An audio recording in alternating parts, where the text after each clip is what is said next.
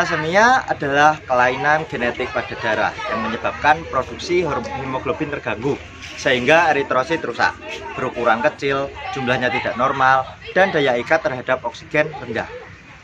Penderita thalassemia akan mengalami gejala-gejala anemia seperti mudah lemas dan lelah. Namun pada penderita thalassemia minor ini anemia bisa tidak terjadi. Pada thalassemia mayor umumnya menunjukkan gejala seperti badan lemah, kulit kekuningan, urin gelap, cepat lelah, tulang wajah abnormal, dan pertumbuhan terhambat, serta permukaan perut yang membuncit dengan pembesaran hati dan limpa.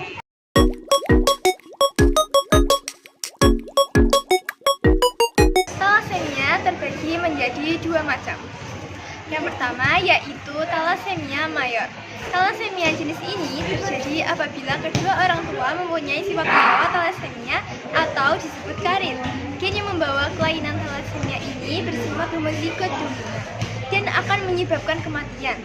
Anak-anak dengan thalassemia mayor tampak normal saat lahir, tetapi akan menderita kekurangan darah pada usia 3-18 bulan.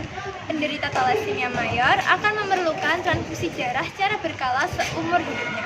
Thalassemia mayor memiliki genotip T besar H kecil, T besar H kecil.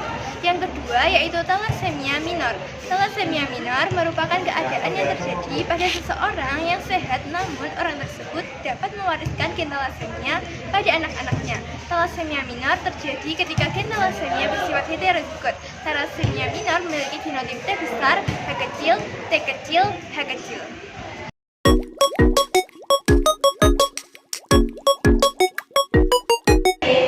Penyakit thalassemia disebabkan oleh mutasi pada DNA sel darah merah. Penyakit ini merupakan penyakit yang diturunkan dari orang tua yang membawa DNA thalassemia pada keturunannya.